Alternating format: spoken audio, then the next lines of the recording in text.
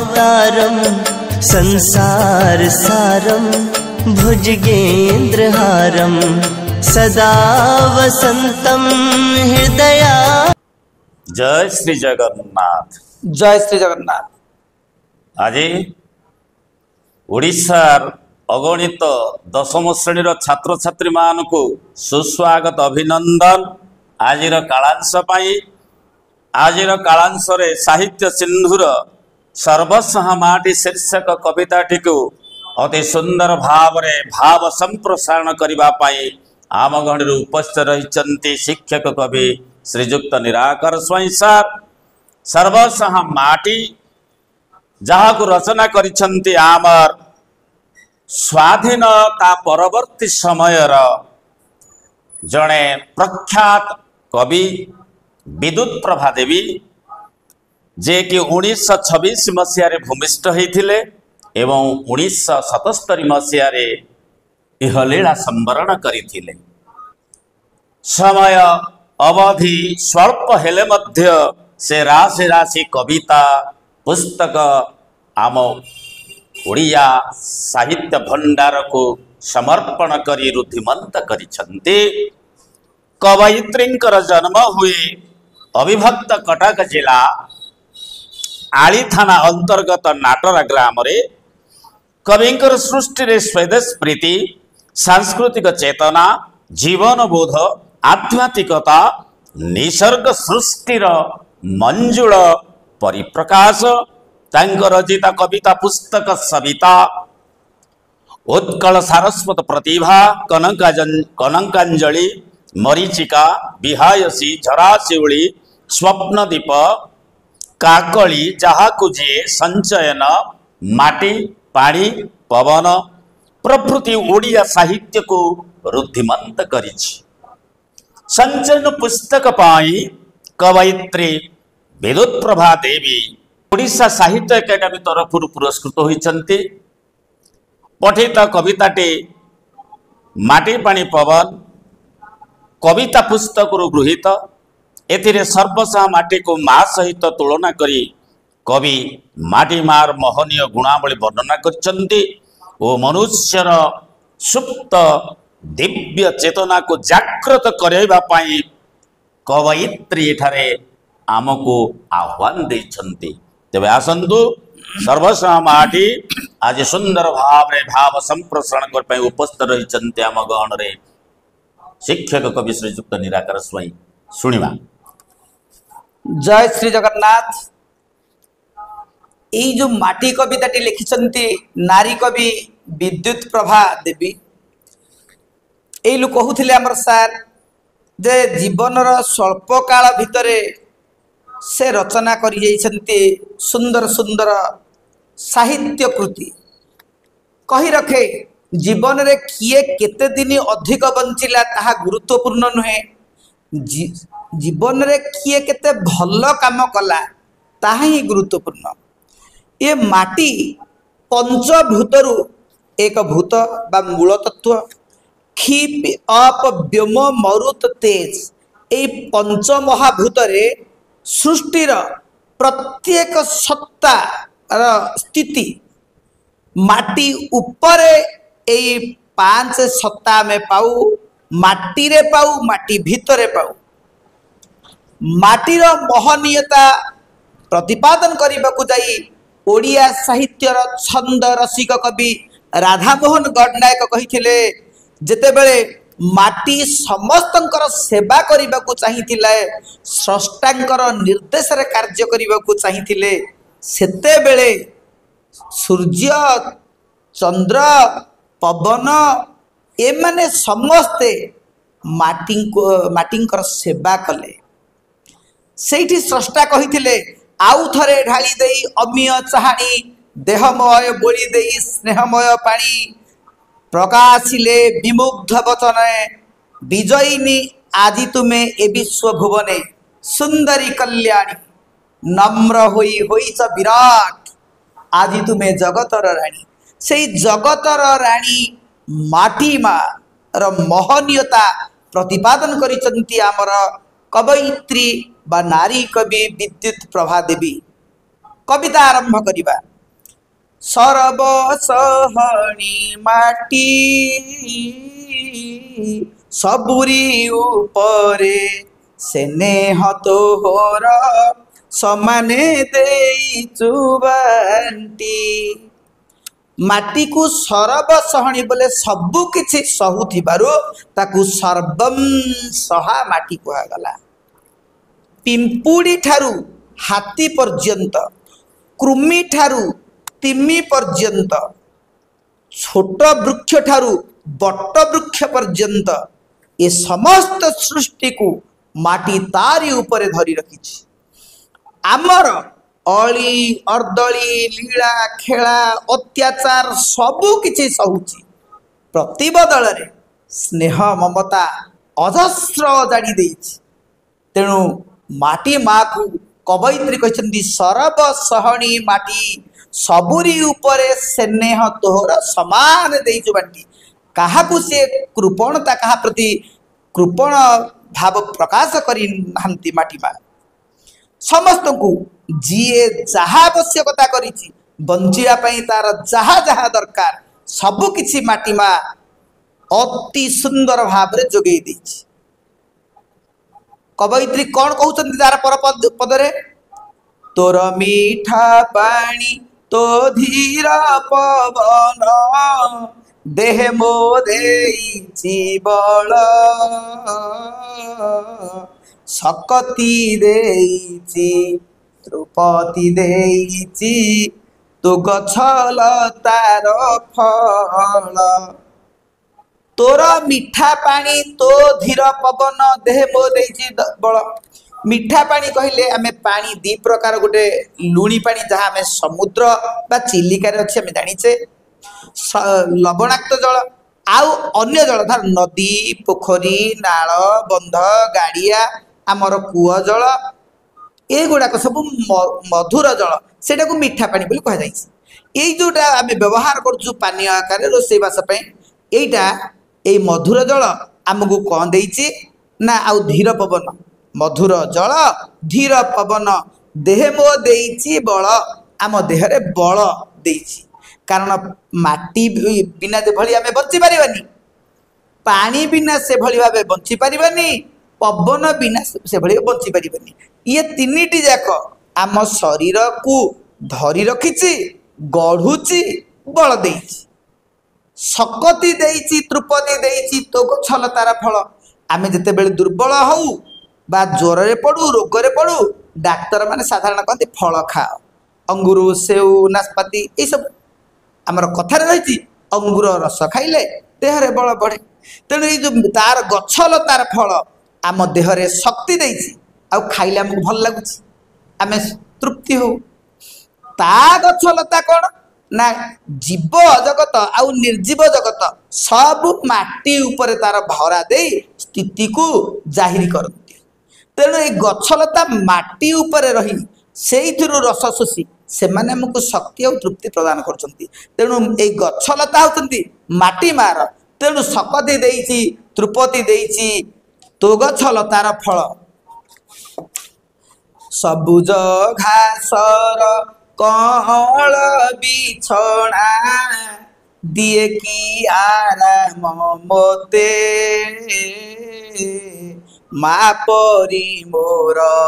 ଅଡ଼ିଅର ଦଳି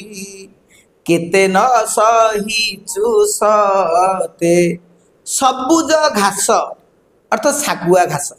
ସବୁଜ ରଙ୍ଗର।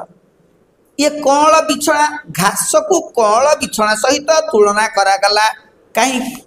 ନା ଆମେ ସାଧାରଣତଃ ଦେଖୁ ଏବେ ଆମର ଉଦ୍ୟାନ ମାନଙ୍କରେ ଯୋଉଟାକୁ ଆମେ ଇଂଲିଶ ଭାଷାରେ ପାର୍କ କହୁ, ସୁନ୍ଦର ଘାସ ଗାଲିଚା କରାହେଇଛି, ତାପରେ ଆମେ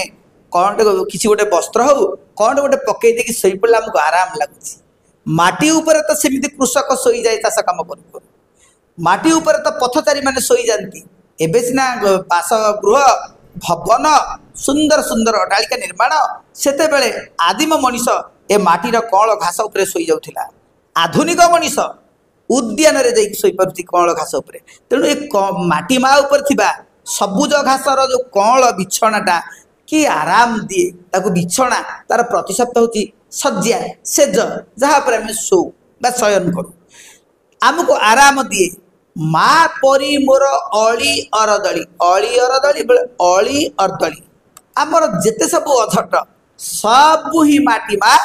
निर्विचार भाव सही जाए देह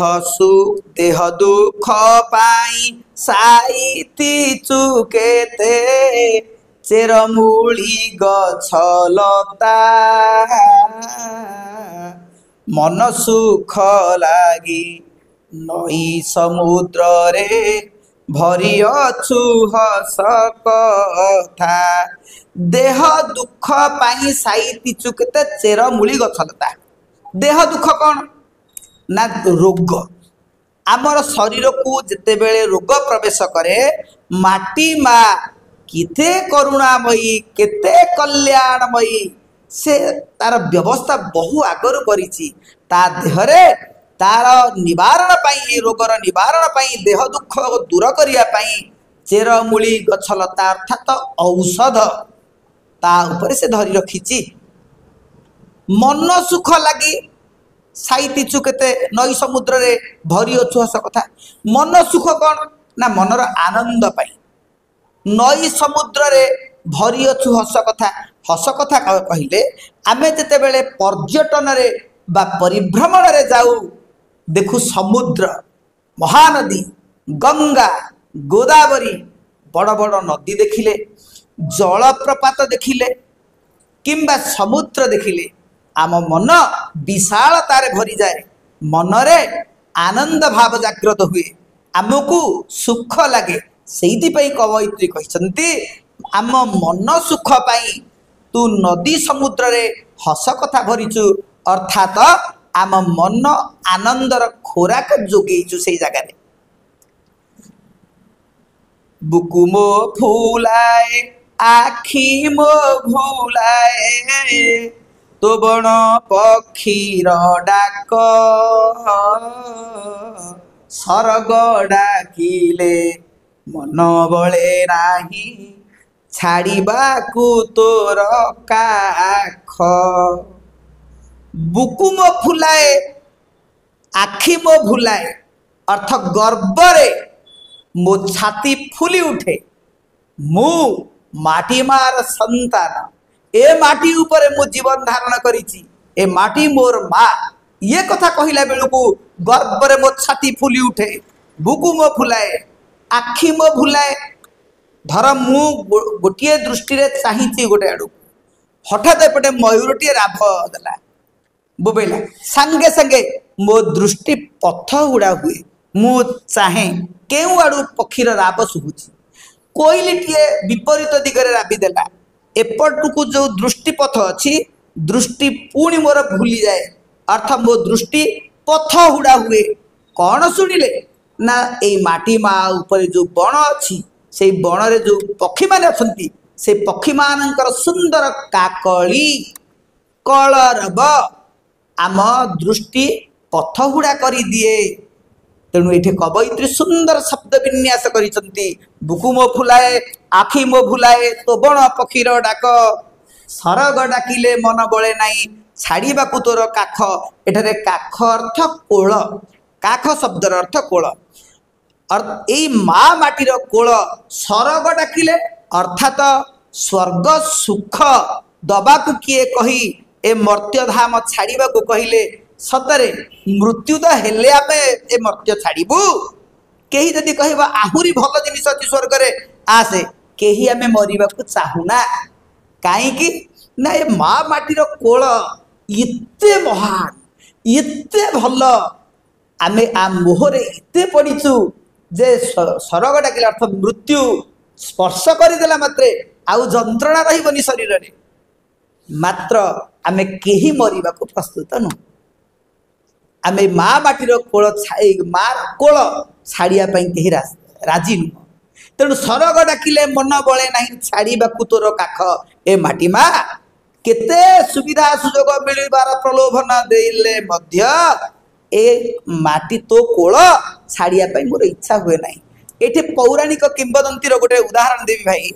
जेते बेले लक्ष्मण ठाकुर कही लंका विजय पर भाई आमे ये रही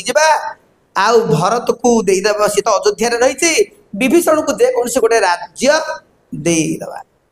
से प्रभु रामचंद्र कही नमी रोचते लक्ष्मण ऐ स्वर्णमयी लंका जननी जन्मभूमि स्वर्गादपि करियसी जननी आम माँ मैंने आउ ए जन्मभूमि जी आमको कोल धारण करी आमर अली अर्दली सही सबु आवश्यकता पूरण करी से माटी स्वर्ग ठारू आहुरी महान तेणु ए माटी माँ तो कोल छाड़ी मोर इच्छा हुए नहीं जन्म कालू जे देहे तो आघात केते न देइछि मोही निज छुआ बोली सबु दोष सीना क्षमी अछु एका तुही जन्म कालू आमे जो दिन ठू मातृगर्भरु तले पड़िलु मल त्याग कलु मूत्र त्याग कलु तापरे चालिलु तापरे बुलिलु कुदिलु नाचिलु खोलिलु जन्म कालू केते निर्यातना केते दुख केते जंत्रणा माँ को आमे देइछे माटी माँ कौन है आमे तार आघात देइछे मात्र निज छुआ बोली सबु दोष सीना क्षमी अछु अर्थात क्षमा करियछु तू सबु को क्षमा कर दीचु कहीं ना तू हमको निज छुआ बोली भाविचु निज संतान बोली भाविचु जेते राग रोष कले तो हो पाखे माँ बोली जाओ भूली केते तप करी एई जन्म रे आसीची तो देशे बुली केते राग रोष तो उपरे माटी उपरे केते रागिबी चाष करिबी कूଅ खोलिबी पुनादी खोलिबी घर तोलिबी रास्ता करिबी रास्ता रेल लाइन बिछेबी कल कारखाना बसैबी कौन कौन सब करिबी केते राग रोष कले तो उपरे तू कौन करुचु ना सबु किछि भूली जाउचु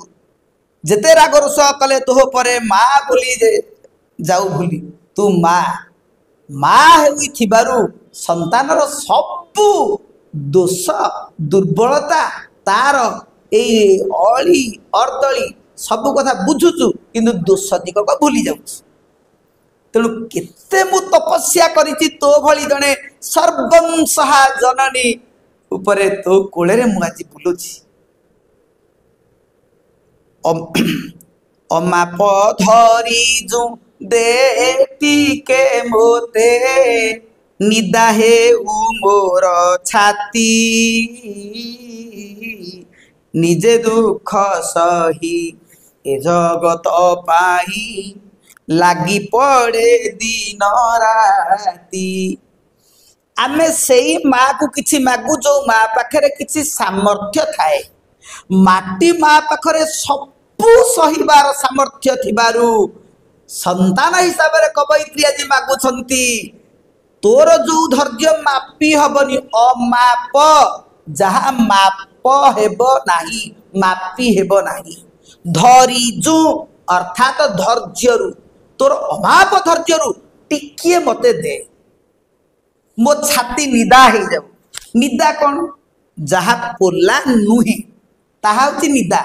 जहा पोला दुर्बल ताहा कौनसी दुख जंत्रणा समस्या को सह्य करि परिबो नाही पत्थर निदा बोली आमे कोन केडे निदा पत्थरटारे तू अर्थात जिए दुख को दृढ़तार सहित सह्य करे दमन करि पारे समस्यार सम्मुखीन हुए आमे कहूछु पत्थर भली निदा तार छाती तेणु ए माटी मा सर्वंसहाय थिबारु तार छाती निदा हैथिबारु से अमाप धैर्य टिके मागिचंती कवयित्री से अमाप धैर्य टिके मते दिए मो छाती निदा हे जाओ निदा हेले कौन करिवे ना निजे दुख सही ए जगत पाई लागी पड़े दिन राति एठी बड़ भाई मन पड़ुची आमर जो कवि अनंत पट्टनायकर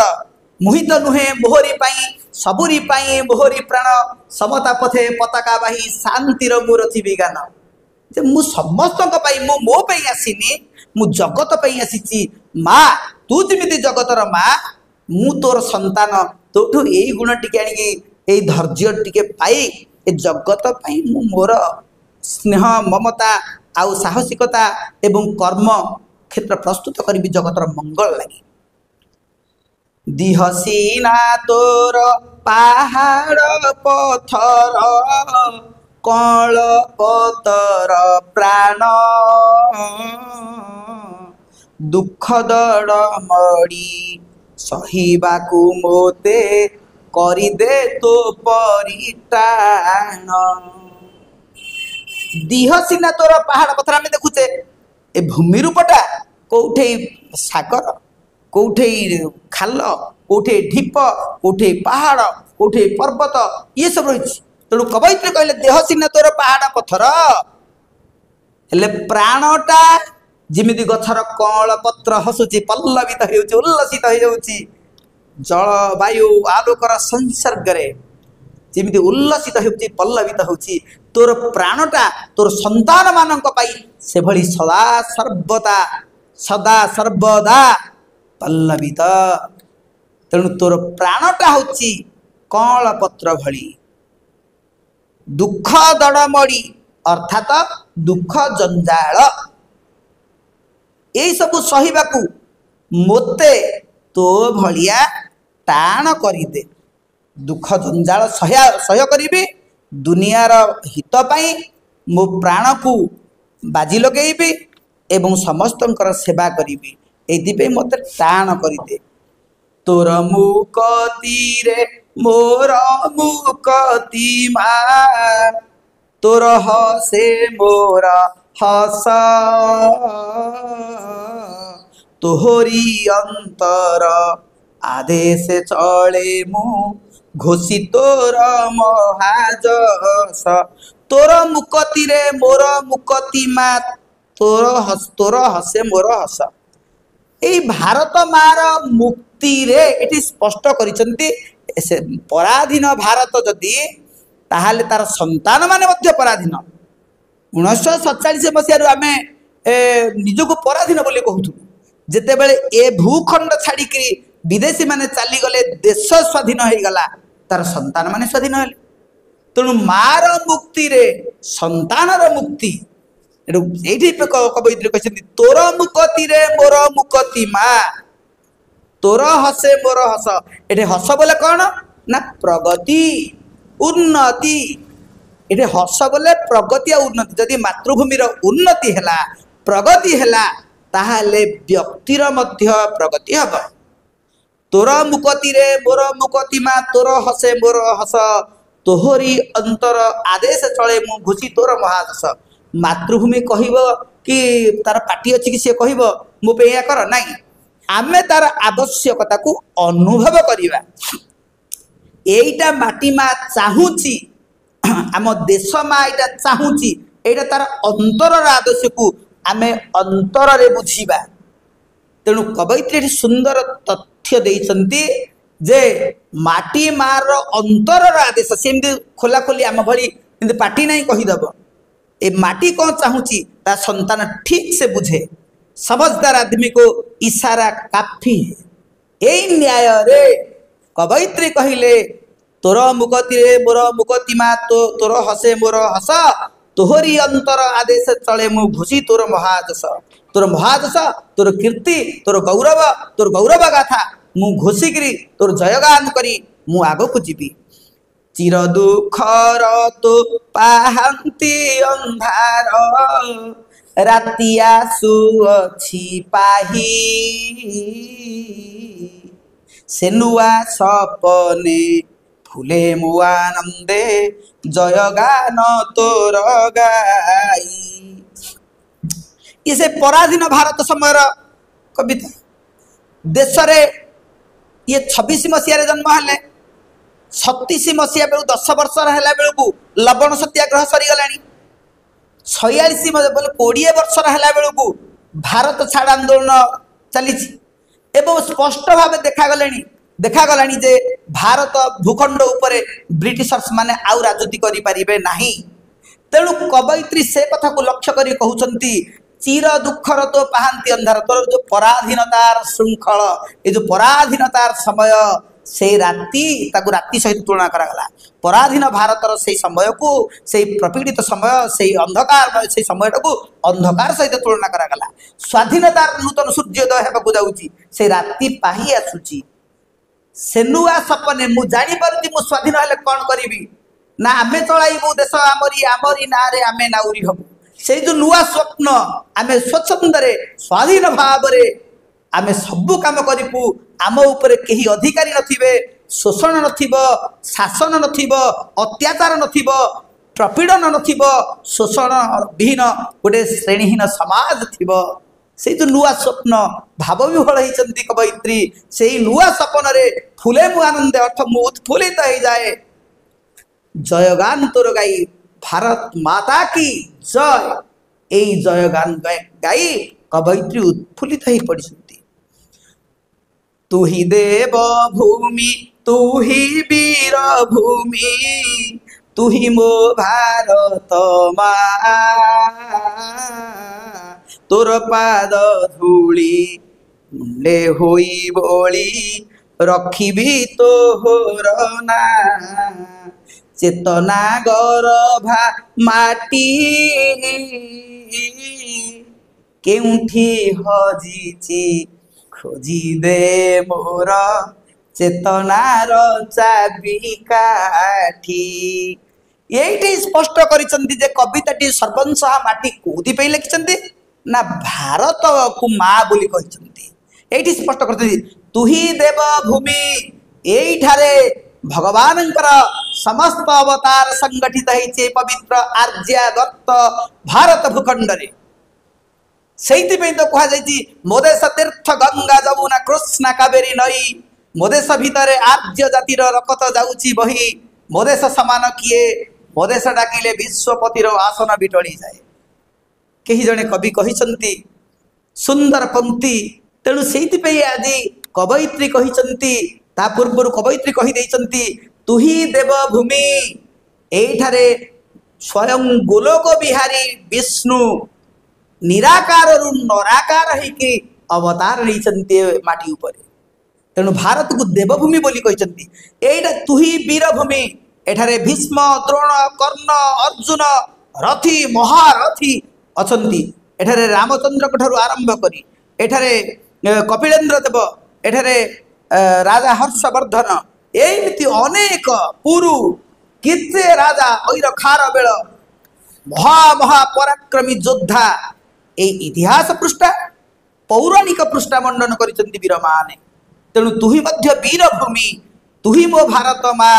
तोर पाद धूली मुंडे होई बोली रखिबी तोहर ना तेणु ए धूली ए पवित्र भूमि ए आर्यवर्तर धूली मो मुंडरे बोली हेई ए माँ तोर ना मु रखिबी भारतर ना को टेक रखिबी चेतना गरभा माटी ये माटी होची चेतना गरभा माटी अर्थात जेते बेले एठी धर्म धारणर ग्लानि हेची जेते बेले एठी अराजकता व्यापीची जेते बेले साधु लोक माने पीड़ा पाइचंती सेते बेले कौनसी ना कौनसी महापुरुष बा भगवान अवतार ग्रहण करी ए माटी उपरु दुष्कृति को संहार करी संस्कृति स्थापना करिसंती सेति पे भगवान कृष्ण कहितले यदा यदा हि धर्मस्य ग्लानिर्भवति भारत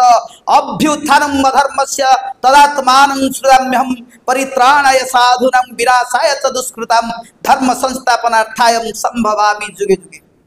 तेणु ए माटी उपरे गौतम बुद्ध आसीथिले से कहि देई गले दुनिया संसार हेउची दुखमय दुखर कारण हेउची कामना कामनार विनाश रे दुखर विनाश जेते सब माने अशांतिर तत्व से तत्व को दूरीभूत करिया पई केही ना केही महापुरुष हेई पारंती रामकृष्ण परमहंस हेई पारंती सत्यानंद सरस्वती हेई पारंती विवेकानंद हेई पारंती गौतम बुद्ध ए माटी ऊपर अवतीर्ण हेई से मनीष समाज को पथभ्रष्ट समाज को ठीक बाटरे नबा पई चेतना देइचंती शास्त्र बाणी देइचंती तेणु माटी को चेतना गरभा माटी बोली कहा जाइछि तेणु चेतना गरभा माटी आमे कहीं बुझुनु आमर से चेतनार चाबिकाठीटा कुआडे हजि जाइछि तेणु कोठी हजिछि खोजी दे मोर चेतनार चाबिकाठी कवयित्री माटी माँ को ए भारत माँ को चेतनार चाबिकाठी खोजी देवा अनुरोध करिसंती एति कही मु मोर एई आलोच्य विषय को रखुची कौन कहबार अछि भाई। धन्यवाद सर अति सुंदर भाव रे सर्वसह माटी को आपण पिलामानक ऊपर आगरे उपस्थापन करिसंती निश्चित भाव रे पिलामानकर बोधगम्य होईछि आमे गोटे जोड़े मिनिट टिके आलोचना करदबा तापरे आमे विरति नबा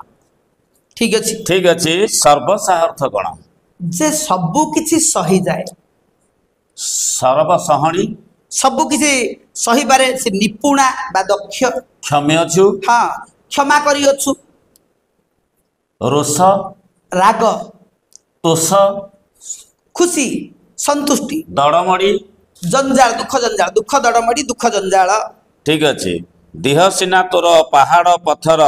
डैश पतर प्राण कौल पतर प्राण तोहरी अंतर आदेश चले मु घोषी तोर महादश तोहरी अंतर आदेश चले मु घोषी तोर महादश केउठी हजिची खोजी खोजी दे मोर चेतनार चाबी काठी अमाप धैर्य दे टिके मोते निदा हेउ मोर छाती। ठीक अछि आउ गोटे जोड़े विपर्त शब्द आलोचना करिया हाँ कहतु जन्म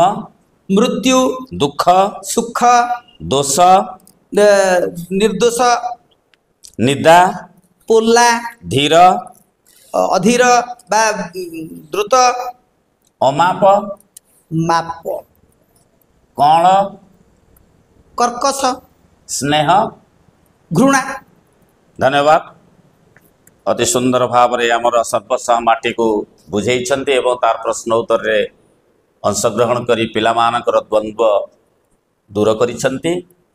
आम गुरु शिष्य चाटशाला तरफ आपन को अशेष अशेष धन्यवाद धन्यवाद जय जगन्नाथ। जय